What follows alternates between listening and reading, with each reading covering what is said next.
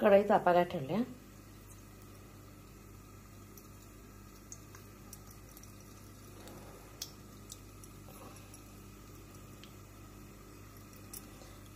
असं घरचं तूप असलं तर ते पडतंय, दाणेदार पडतंय. माझं गाईचं तूप असतं त्यामुळे साधारण पिवळा कलर येतो. आता छानपैकी खरपूस सोजी भाजून घ्यायची. इकडे पाणी गरम करायला ठेवलं. इकडे ड्रायफ्रूट्स 2 खारीक, 4 कॅशो आणि 4 आल्मंड्स काढले. अजून वेलदोडे बारीक करून घेणार आहे. आज तुळशीचं लग्न आहे, घरात काहीतरी स्वीट करायला पाहिजे. द्वादशी म्हणून ब्रोकन बीटचा पायसा केला. इकडं पाणी गरम करायला ठेवलं आहे. इथं दूध तापलंय. साईसकट थोडं दूध घालायचं, टेस्ट चांगली येते. चांगलं घेऊ भाजलं जाऊ.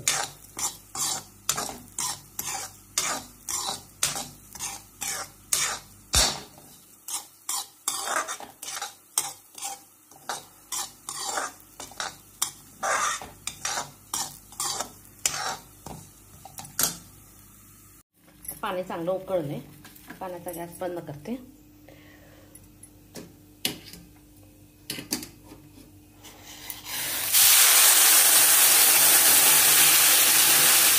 ब्रोकन बीट आहे ना, त्यामुळे जरा जास्त शिजायला पाणी घालायला लागते. गॅस बारीक करून जास्त शिजवून घ्यायचे. आता हे सगळे ड्रायफ्रुट्स मी या खलबत्त्यानं चेचून घेतले.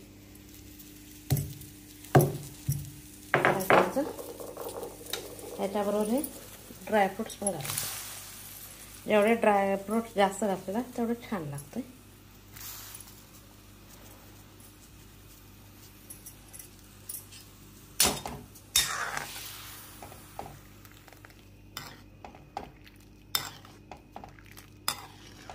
त्याला छान उकळी द्यायचं.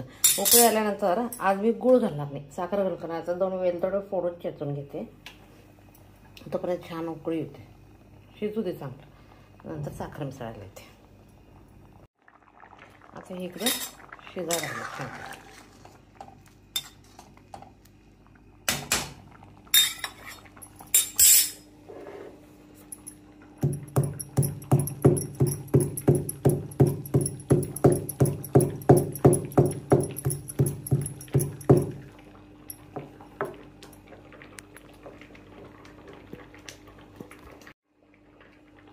आता वेलदोडे थोडेसे बारीक.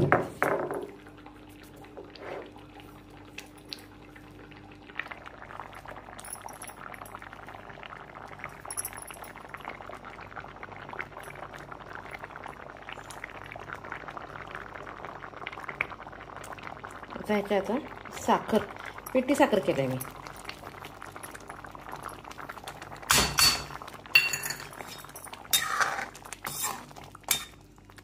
त्याला छानपैकी असं मस्तपैकी शिजू द्यायचं.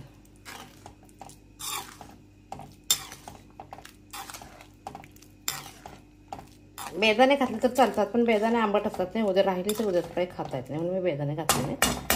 कोणाला आवडत असेल तर घालू शकता. ब्रोकन बीट आहे त्यामुळे पाणी जास्तीत ठेवलंय. जरा छानपैकी शिजू दिलं.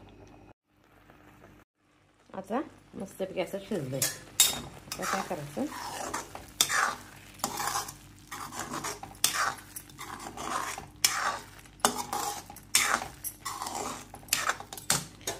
आता साईसकट दूध घालायचं.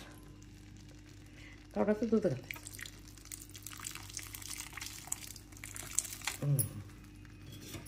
Different taste. साईसकट दूध घालायचं म्हणजे असं खवा घातल्यासारखा होतोय. जाड आहे की असं साय असते त्यामुळे. आणि हे साखर, पिठी साखर घातली असते त्यामुळे शेवटी घालायचं, त्यामुळे टेस्ट वेगळी येते. तर आणि एक 5 मिनटं चांगलं उकळू दिली, झाकून ठेवायचं म्हणजे तयार. तेल तापायला ठेवलंय. मोहरी, जिरे, कढीलिंब आणि हे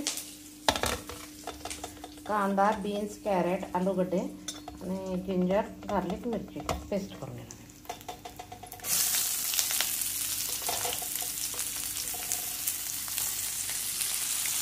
आता ह्याच्यातच कांदा एक वाटी चांगला भाजून घ्यायचा.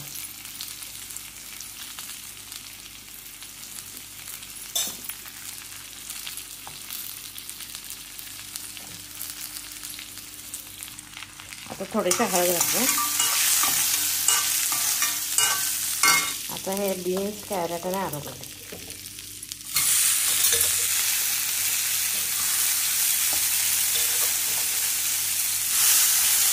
इकडे पाणी गरम केले, उकळायला लागले पाणी. बारीक गॅस करून चांगलं भाजून घ्यायचं. संध्याकाळी स्वयंपाकाचा कंटाळा होतो, असं काहीतरी करून ठेवायचं. आता काय करणार, हिरवी मिरची, आलं, लसूण.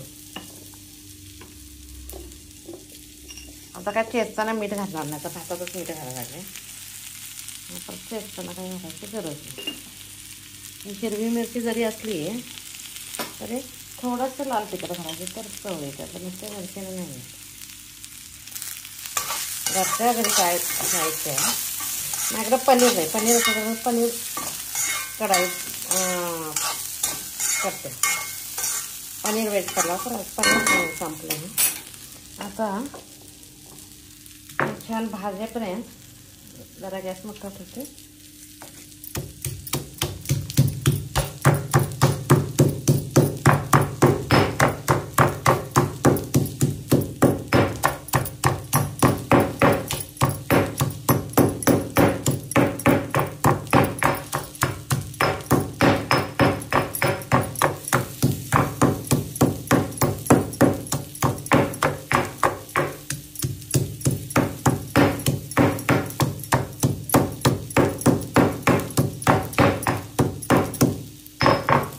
मोठा मोठा ठेवायचा.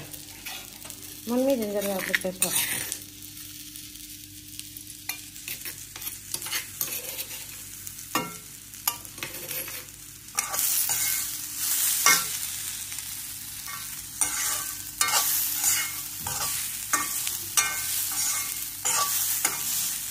छान भाजून घ्यायचं.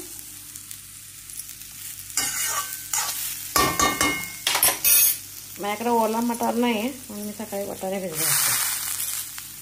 बरोबर,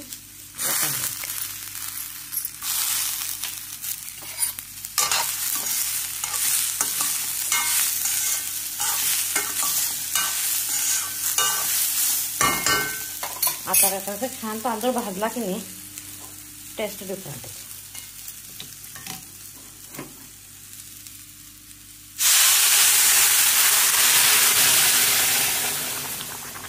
त्याला वरती शिजू दे.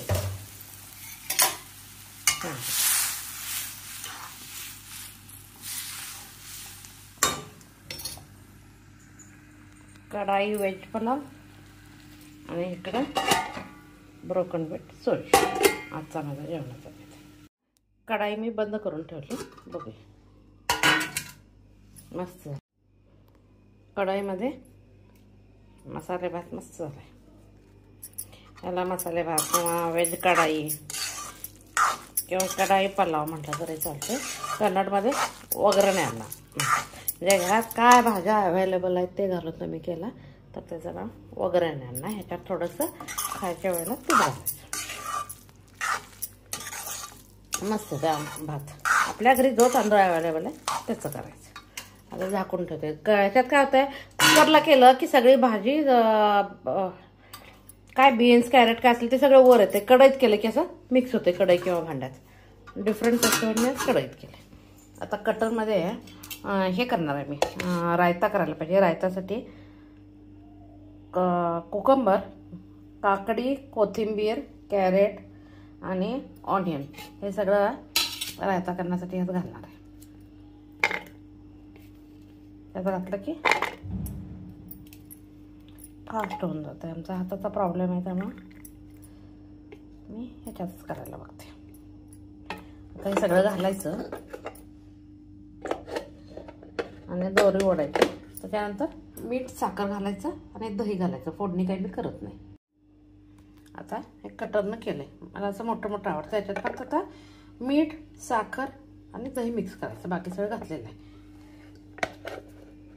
फास्ट होतं.